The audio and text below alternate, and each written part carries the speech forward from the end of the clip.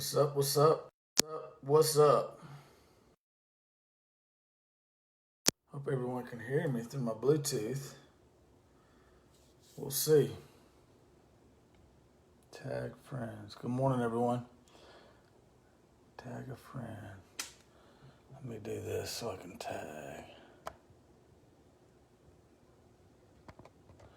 This morning, I wanted to talk about prayer and meditation, and specifically what we're talking about is how to encounter our true selves, or you could say how to encounter God. Different ways to encounter God. I'm not saying these are the only ways. These are just some ways that I have learned, and I'm still learning ways and encountering in different ways. We basically can encounter God all day, every day, because we are. And when we walk in that understanding, it says over there, till we all come to the knowledge of God, or till we all know God.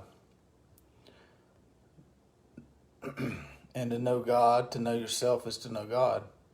So what we're talking about is different ways to encounter your true self.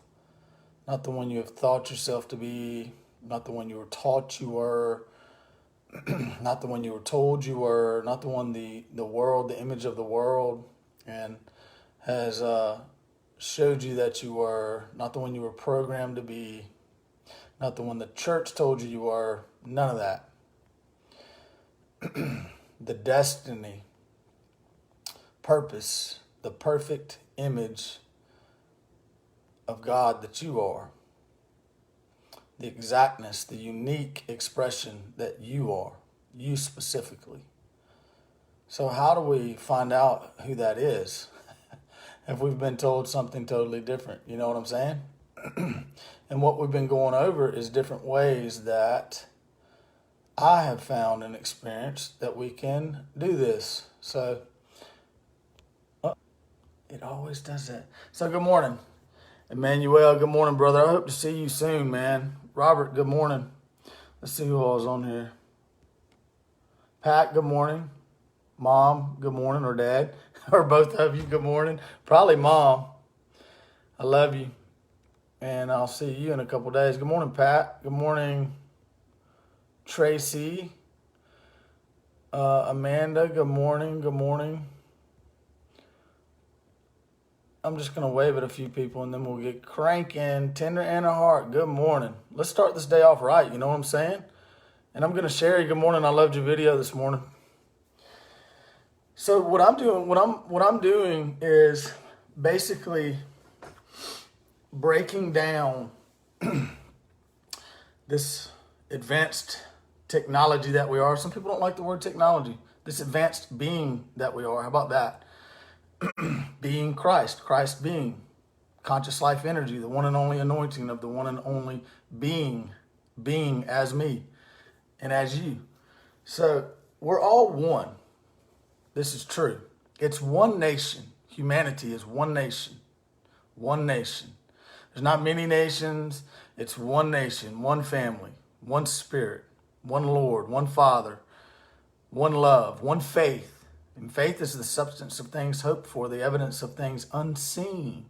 And faith is this word hypostasis, and in the Greek, in the Bible over there in Hebrews, is hypostasis. It means faith. Faith is this substance that underlies, that stands behind, that holds together all things seen. So there's a substance that underlies what I'm looking at, that underlies visibility. There's a code, you could say, almost like a video game or a computer, so I can hack the code. So how does faith operate? How does the kingdom operate? How does this Christ operate? How does this kingdom that we're in operate? Well, I would say off our heart sound, off of, some people say, the electromagnetic signal, or the electromagnetic aura, you could say, or your frequency and vibration. So what I'm talking about here, I'm breaking down in very simple ways some practices that can help us set the vibe, set the tone, keep the vibration that's going to serve all of humanity's greatest good.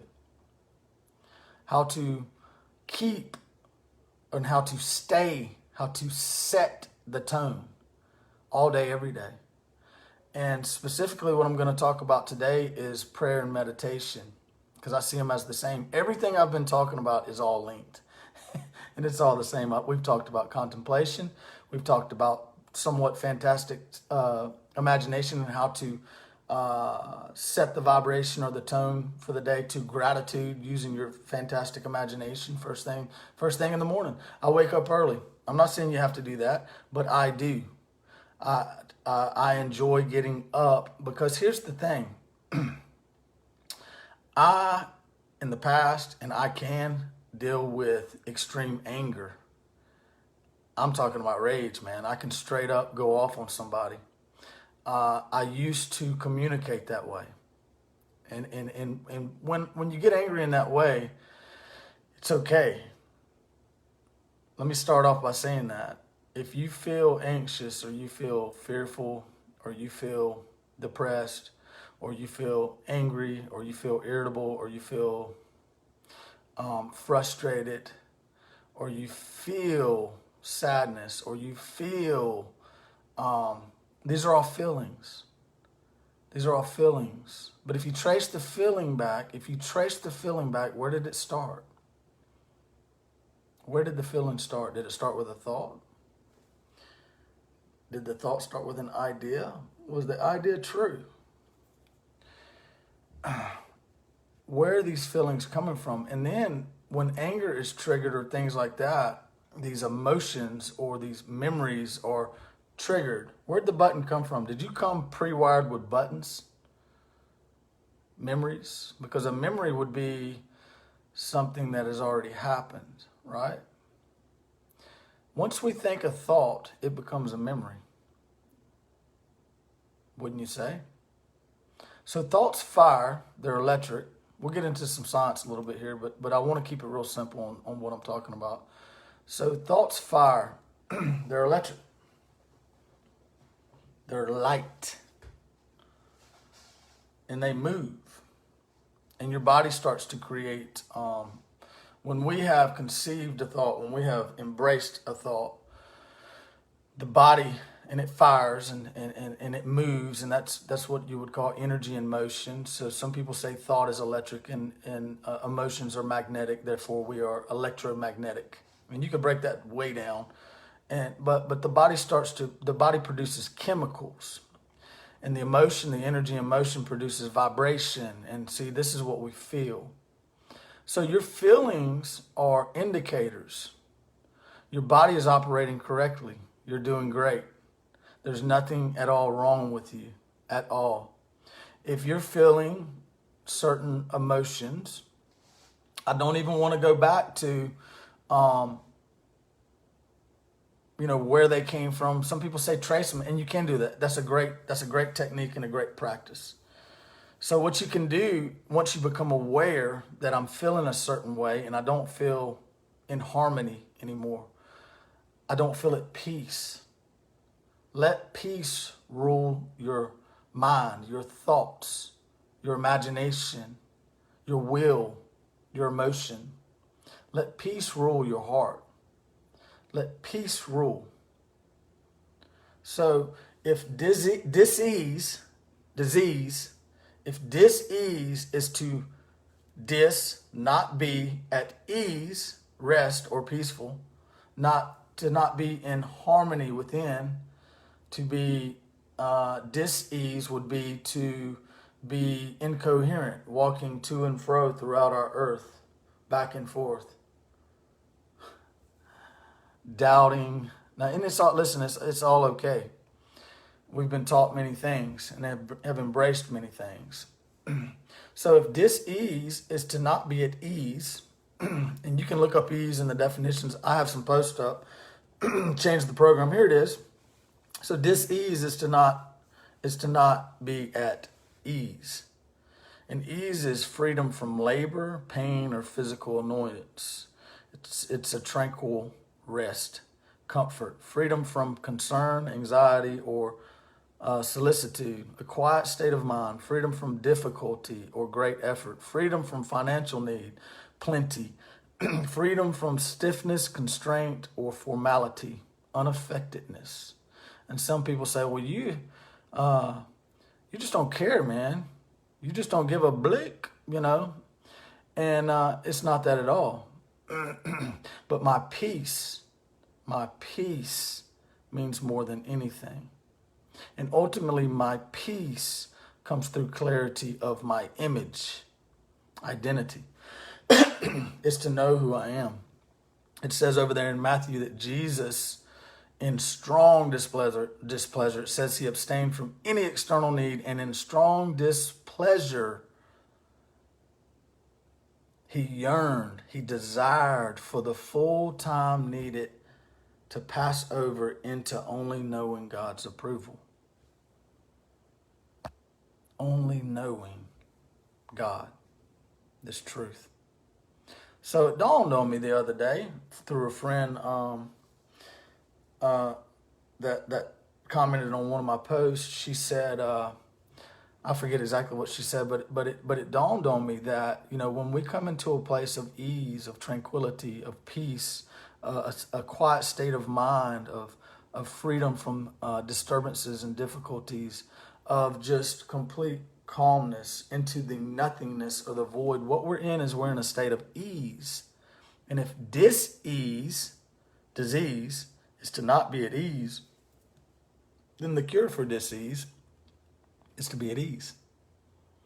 So if what I'm doing, if my daily routines, if my life, if the people I've surrounded myself with, if the music I'm listening to, if the TV programs I'm watching, if the work I'm working at, if my practices and disciplines are not bringing me ease and rest, happiness, joy, peace, love, kindness, then guess what? I need to change the program up. But I've got to make the decision to do so. And then I have to continue to make the decision every day to do so.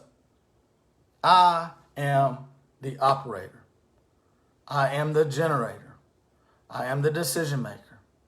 I am the director of my life. Now I'm talking about the true I am. Some people say yield it to the will of God. Okay, yes. But if something is not serving my greatest good, then it's not serving humanity's greatest good, then I need to change up the program. And one way we can change the program up is to change up the routine.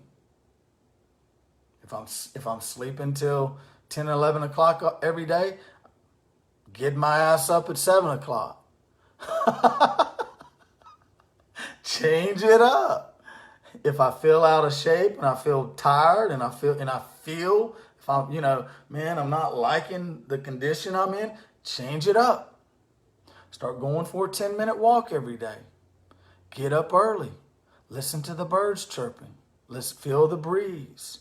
Feel the grass under your feet. Get connected to the earth. Change up the routine. I put a post up called Change Up the Program. Go check it out. Also put up a post this morning called, I believe it was called Spontaneous Meditation. Anyway, that's what I want to talk about this morning. So, if the cure for dis-ease is ease, and if dis-ease is killing us, stress, fear, discontent, irritability, anger. Man, you ever get angry? You know how tired you feel after you get, I'm talking about angry. I can get angry. I can knock holes through the wall anger. I mean, I've been there. I'm not there today, but I can go there if I allow it. And it's not fun. I don't feel good afterwards. There'll be hours, sometimes days, where I just feel, the adrenaline and the emotion of that and what goes on there, man. I just went into fight, And now I've been that way most of my life. I played sports because it was an outlet for that rage I had. And I would completely knock people's heads off in football and rugby. I mean, I was that guy.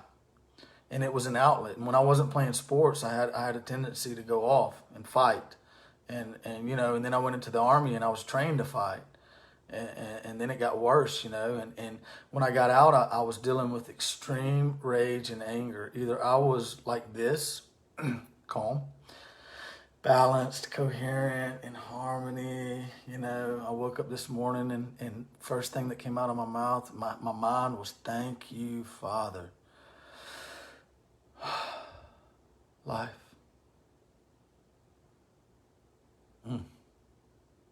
Thank you. What do I have to give today? Send me to those in need. Speak through me, Holy Spirit.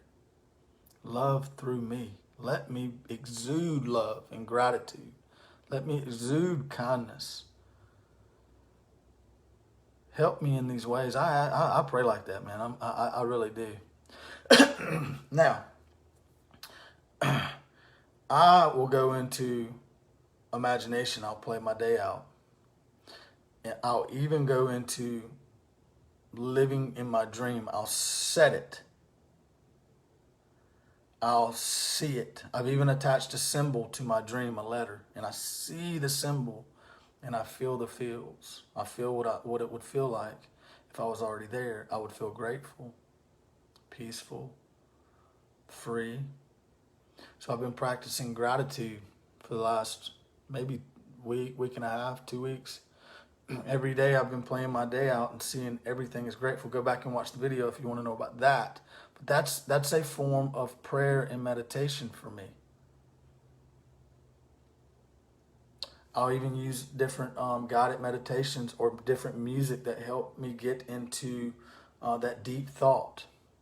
It's to continuously think or contemplate. It's to reflect, and to reflect is to cast light or an image. So if you look in the mirror, you're seeing a reflection. So you can reflect upon the past or you can reflect upon the future if you want to. So I can reflect my day and see it how I want to see it. Everyone I'm meeting, we're happy. I'm being received by everyone. Binaural beats are great. Everyone I'm meeting, I'm seeing peacefulness, happiness, joy, gratefulness. Thank you. Thank you. Thank you for your life. Telling people I appreciate them. Thank you. You know, I appreciate myself. I appreciate my life. All those things. So back to dis-ease. Dis-ease will manifest in many different ways, and it's okay. Guess what? Your body is doing what it's supposed to do. It's trying to tell you that you're not at ease. You're not at rest. You know, in 2 Timothy, it says that Jesus Christ brought to light. He illuminated. He brought this understanding. Through this good news, he brought this understanding, this illumination. He illuminated something for us. And what was it? Life, abundant, Zoe, eternal life, and immortality. Well, immortality means lacking the very capacity to break down or decay. And then I found that the reason we're breaking down and decaying is because, bottom line, because we're not at peace on the inside. We're walking to and fro throughout our earth. Like in Job.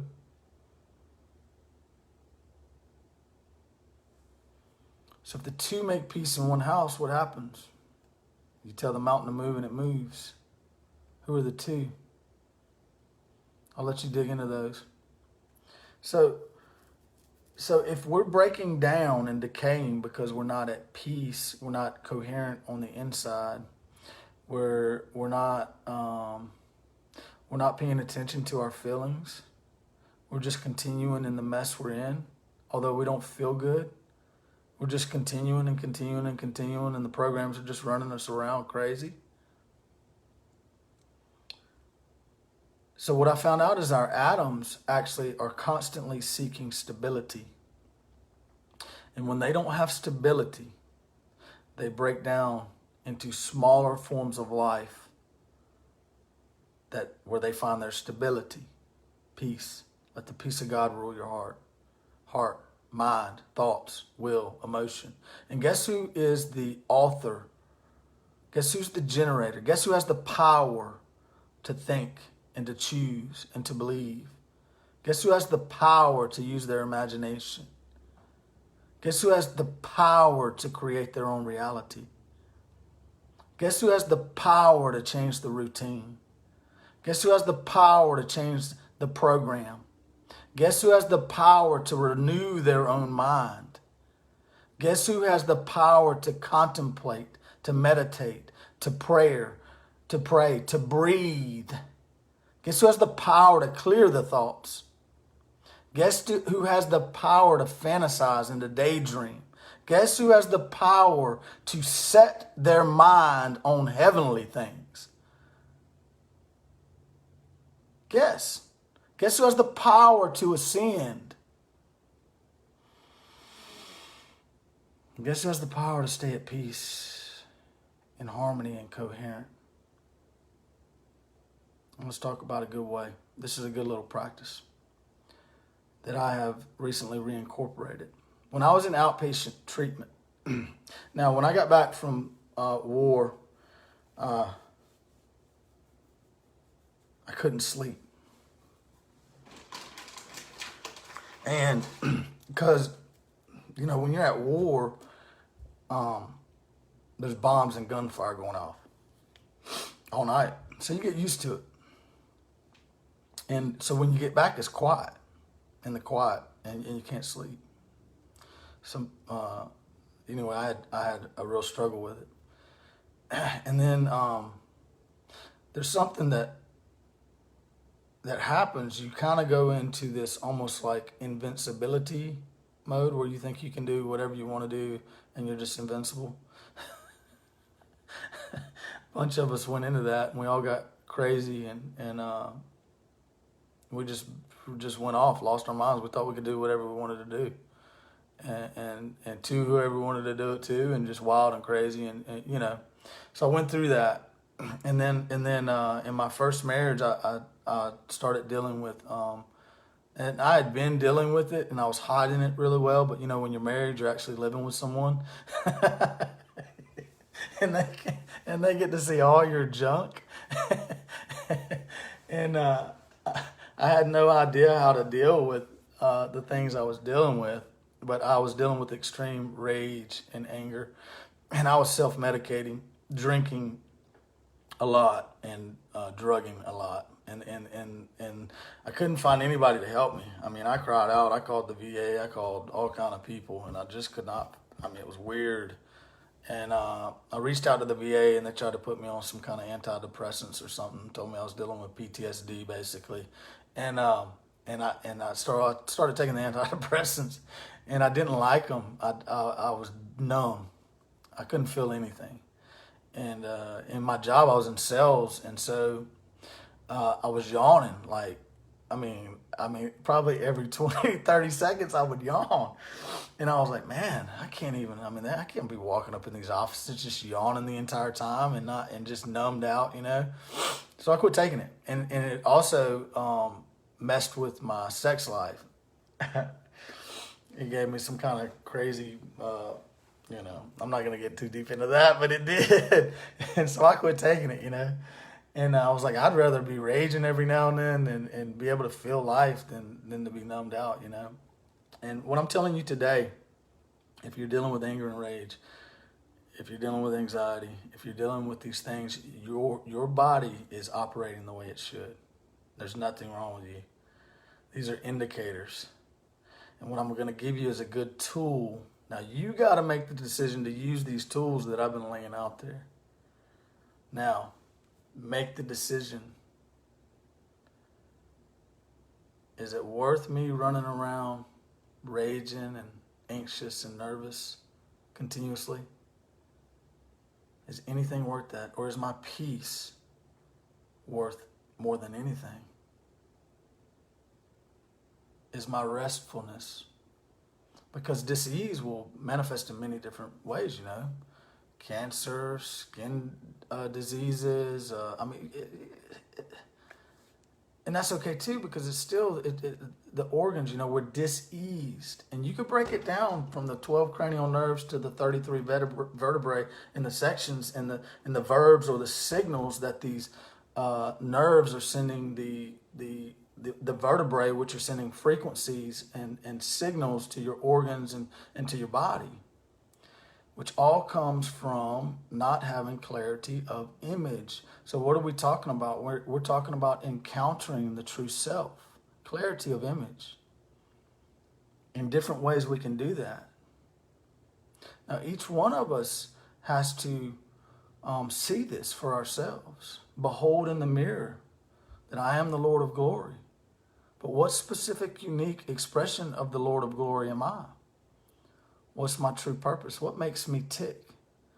Know thyself, study yourself. Feel your feelings. Know your thoughts. Know what thoughts are serving you and what thoughts are not. They're just thoughts. I'm the generator. I think what I want to think. I let all the other ones just float right on by. I'm the observer, observing. So, throughout your day, you'll notice where these things come from. So for me in particular, I can feel if something is starting to frustrate me or aggravate me. Now, who's the one that's getting aggravated or frustrated? Who's the actual one that's being angered? Who's the actual one that is perceiving something as an error or good and evil or imperfect? Well, that would be the one that I only thought myself to be. That would be the ego, you could say. That would be the illusion. But standing behind the illusion is true reality, right? And what's true reality? Yeah, the shadow self, the enemy self, Sherry. Amen. The false self. But what's standing behind that illusion? Because the definition of an illusion is a misrepresentation of true reality. So what's true reality? Christ. And what's Christ? People say Jesus. Yeah, Jesus, the Christ. But you're also the Christ. Jesus had a unique purpose. He was a unique expression of, you could say, of the Father. He had a unique purpose. And he had to find that purpose. So there's many clues hidden in the Word and the Scriptures and the divine writings and the inspirational writings and the ancient writings. You can find yourself and know that you are every character, and every character is within you. And the clues are hidden in the adversity, the problems, the patterns. The adversary is your wisest teacher.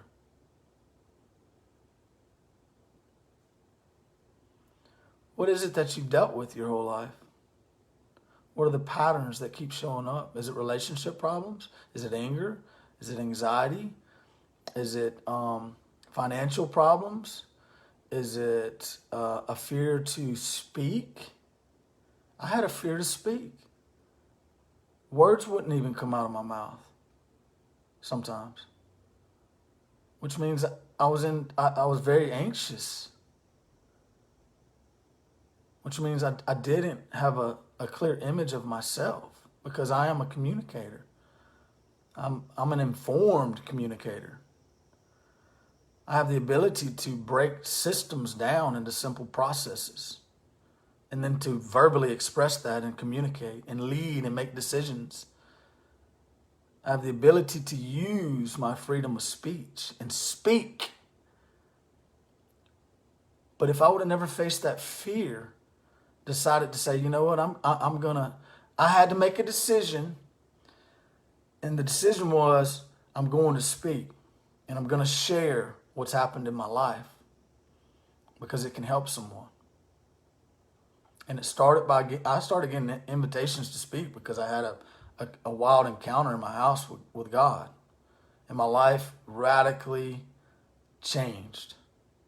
And from that day forward, I made a decision that I was going to do things that served my greatest good and that served the greatest good of humanity. And so I had to make the decision to say, okay, I will speak.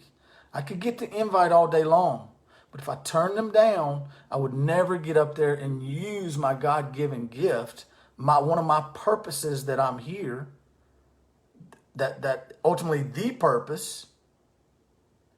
I had to decide to do it. And then I had to get up there and do it, no matter how scared I was. And you know what I told? I learned self-talk through this, because my palms would be sweaty. I'd be shaking profusely, and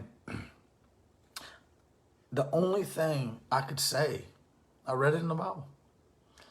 I can do all things through Christ who strengthens me. I can do all things. Christ strengthens me, is my strength. I can do all things. I can do all things through Christ. I'd say it over and over and over and over and over. By the time I get up there to speak, it would be gone. And I would black out. A lot of times, I couldn't remember what I talked about. Maybe I was channeling the Christ. That's for another day. Yeah, I don't like making live videos. I didn't either. I heard the voice within me say, Alec, I want you to start sharing these miracles. And I was dealing with false humility, because I thought if I would share the miracles that was going on in my life, the healings. I went 3 months of my life where everybody got healed. People getting out of wheelchairs. Crippled for life people getting out of beds. Shaking, almost floating off the bed and walking. Legs popping out, back straightening up, bones mending and healing, metal disappearing. And God said, now the voice within me, the great I am, the true self said, Alec, I want you to start sharing these miracles on Facebook Live. And for a year I fought it. I said, no, then everybody will be looking at me and thinking it's me. This false humility, which is pride. It's resisting the truth of who I am. You cannot steal the glory of God, because you are the glory. You are the glory.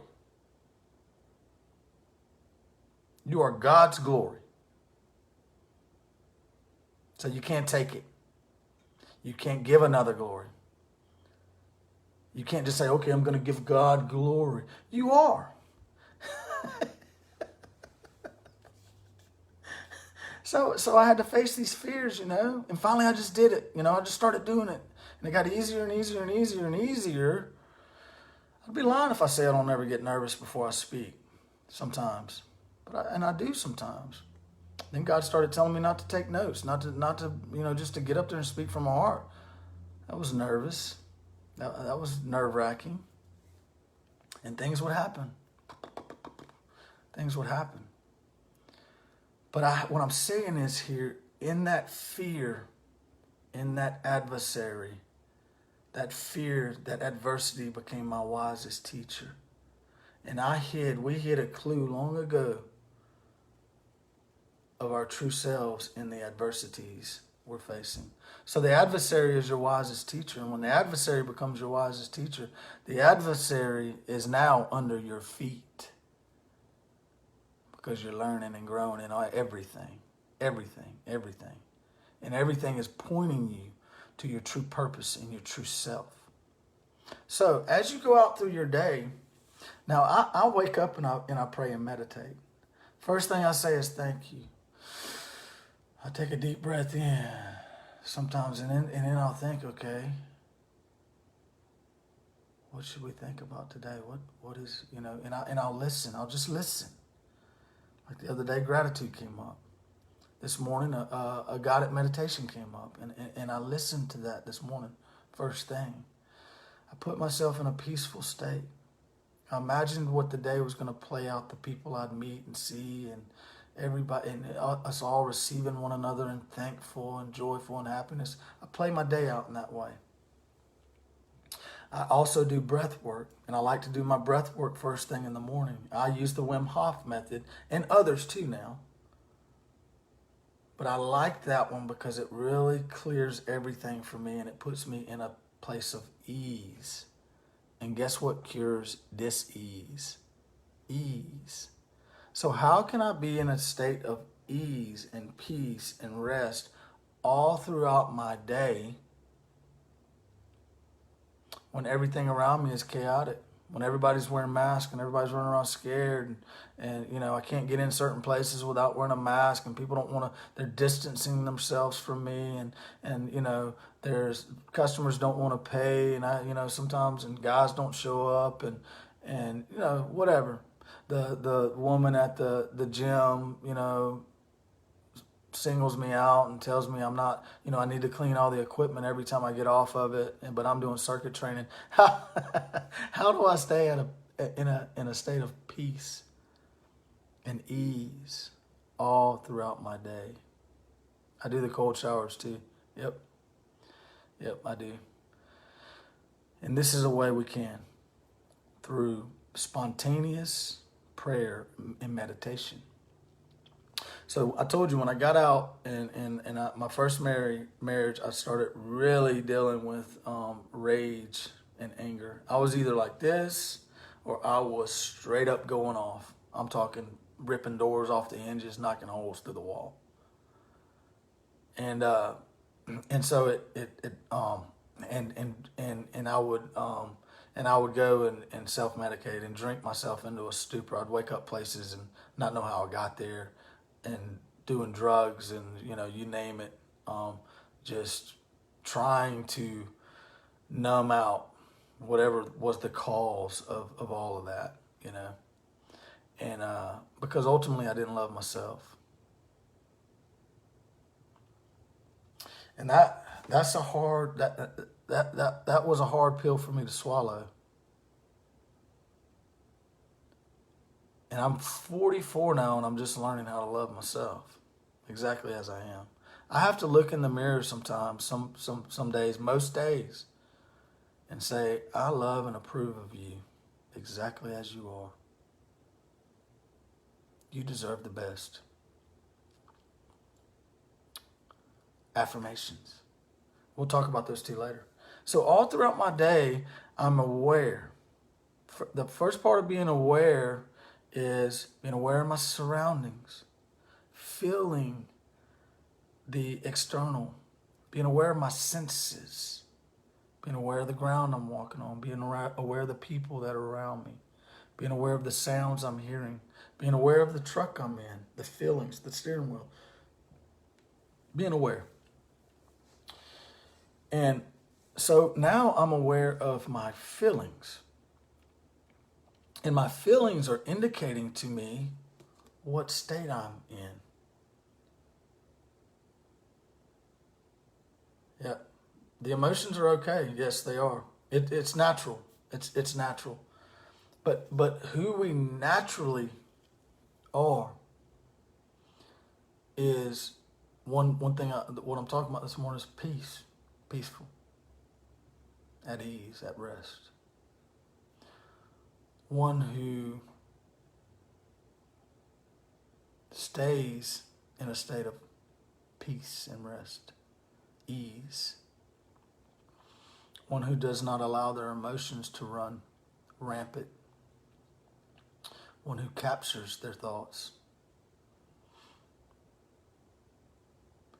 One who has become and is and realizes they are the generator of thought,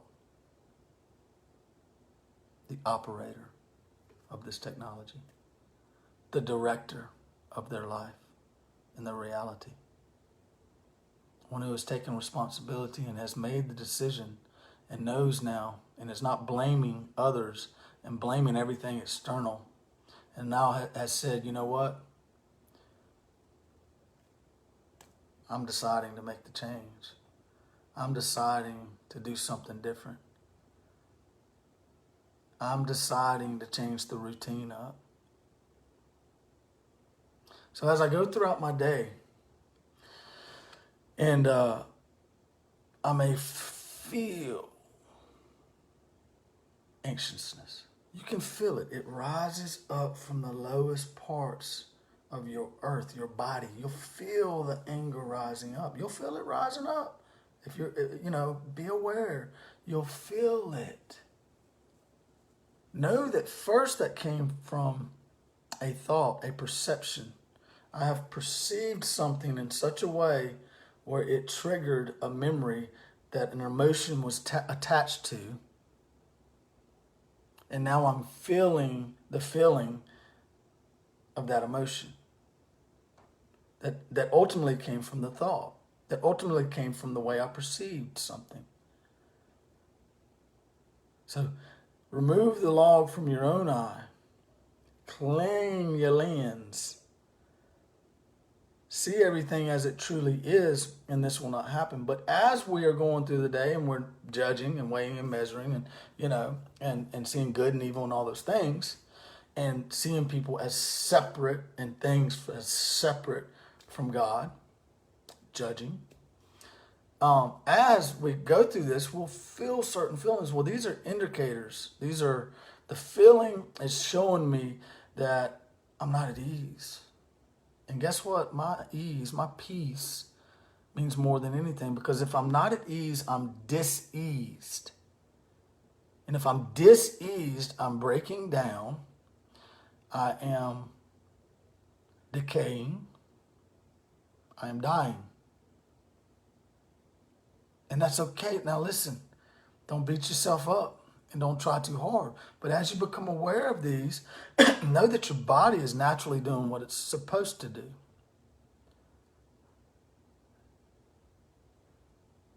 So if I'm going through my day and I feel, for me, anger, I'm getting frustrated, I'm getting aggravated, I just feel my neck's getting tight, I'm feeling out of whack. I'm feeling out of whack, out of balance, incoherent on the inside. What can I do? Well, spontaneously, I can pray and meditate. And now at first, this is going to feel maybe mechanical for some, maybe like it's not natural. But eventually what's going to happen is it's going to become a working part of you. It's going to be natural. You're going to walk in this state because you're going to become, first off, very aware of all of it, even the thought, even the memory, and you're going to know you're now the inner alchemist, and you always have been. You're transmuting the memory. You're rewriting the program. So this is what I recommend, and this is what I do. If I have to pull my truck over and turn my phone off, I pull my truck over and turn my phone off. If I have to go and find a porta-john on a job site, if I have to go to the bathroom at Lowe's or Home Depot, if I have to go into my closet, if I have to walk outside, if I have to go to my room,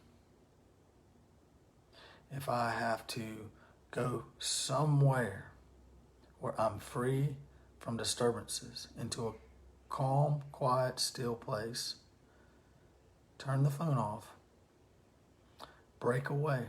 Don't stay in that program, because we're not good to anybody when we're like that, especially ourselves. And remember, we're one, we're a body. And we're here to serve the greatest good of our body, the one. So first, pause. You become aware. The program's not running you any longer. You're aware. You're outside observing the program. You're aware of it now. You feel it. Something's out of whack here. Button's been pushed. So, pause. Go find a quiet place.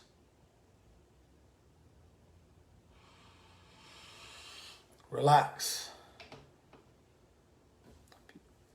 This is a way you can relax your body. Relax your forehead. Relax your eyebrows. Relax your eyes and your sockets. Relax your nose. Relax your cheeks. Relax your lips. Relax your chin. Relax your jaw. Relax your tongue. Melt yourself into the chair you're in, the seat you're in, the bathroom, the toilet stool you're on, whatever. And when you relax your head, guess what happens? The body follows. Now, when you're here, this doesn't have to take long. I mean, it's a few minutes, 5 minutes, whatever. So you've paused, you went to find a quiet place, you're bringing yourself into a state of relaxation by relaxing first your head, your face, all that, and your body follows. Now, slow your, realignment. We're coming back to center. And in the center, in the garden of my heart, everything is well. I'm in the present moment. I'm coming back to the present moment. And so, slow your breathing down.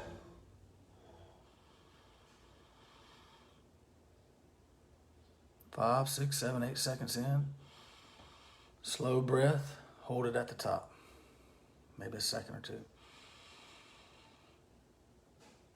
Let it out.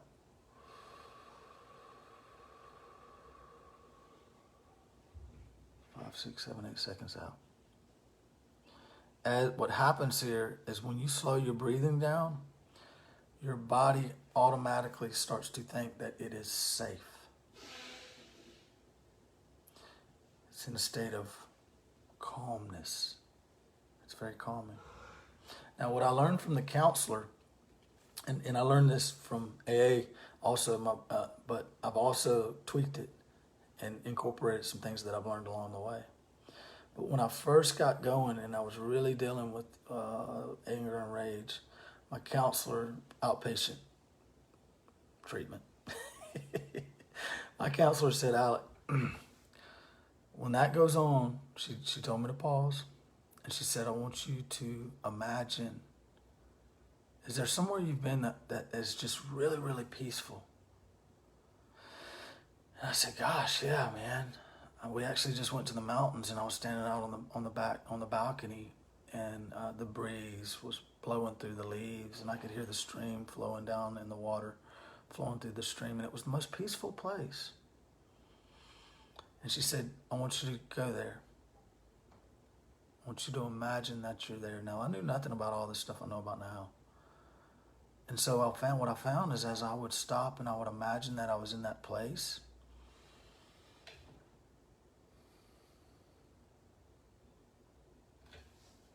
I feel peaceful again. Now, what I was told in AA, if you got to do this 1,000 times a day, do it 1,000 times a day. Because it is, I was told that self-centered fear, anger, all those things was deadly for me. So ultimately, my ease means more than anything. To be in a state of ease. And everything we've been talking about is helping us here. So when you encounter ease and peace, you've just encountered your true self. Your true character and nature is peace. You are a peacemaker. You are peace. You are naturally peaceful, restful, easy, flowing. So now we've slowed our breathing down. We're imagining, for me, I'm in the mountains. The wind's blowing through the trees. I can hear the leaves. I can hear the wind. I can feel the wind. I can see the fall leaves. I can hear the stream. I can see it. I can hear it. I can feel it. I'm there. Now, the body doesn't know the difference between your imagination and when you got your eyes open and what you're seeing visibly. It thinks you're there. And now since you've incorporated your feelings too, and senses and sight and smells and taste and sounds and all that, you've now stepped into the imagination. You're in fantastic imagination. You are fantasizing. And when you fantasize, what happens? your body becomes aroused. You begin to feel as if you are in the fantasy, whatever that would feel like. If it was sex, your body would become aroused in that way. This is peace and rest, so your body's going to feel safe, peaceful, and calm. And you place your hand over your heart. I posted up a teaching on this. You can read it when you're in this place. Now, where you touch right there, your focus and your awareness goes. And where focus goes, energy flows. So now the energy of peace is flooding our body. And you stay there until you feel peace. If your mind wants to wander, when you become aware that you've wandered and went off somewhere else in another daydream, just come on right back. Don't resist it. Just, I'm aware of that. And come on right back. If thoughts try to come, don't resist them, don't fight them. Just let them come and let them go. Don't fight, don't resist. And what you're going to find is the feeling that you were having, whatever it may be, depression, anger, whatever, it's gone. It's gone. And some people feel the need to ask, Father, please remove this. It's okay. It's okay. Universe, I need some help, please. Divine being and intelligence, Allah, Spirit, Holy Spirit. It's okay. And what you'll find, that's what I used to do at first, and it would leave every time. But it's not leaving, because it's energy. What's happening is you're transmuting the memories, the programming. You are transmuting the trauma. You're transmuting the data. You're transmuting the energy that's giving you the feeling. You're rewriting the program. You're renewing the mind. You're healing the body. If dis-ease is to not be at ease, and dis-ease manifests in all types of physical ailments, then the way to heal dis-ease is to put yourself in a state of ease.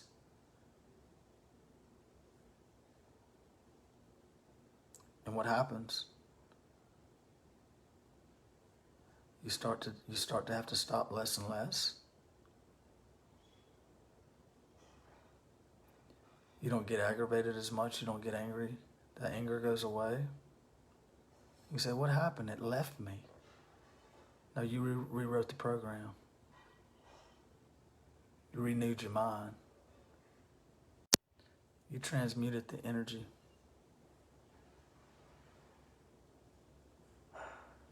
So as you go out through your day and you feel certain things, be aware. Know that nothing's wrong with you, first off. Your body's doing what it's supposed to do. But know that you can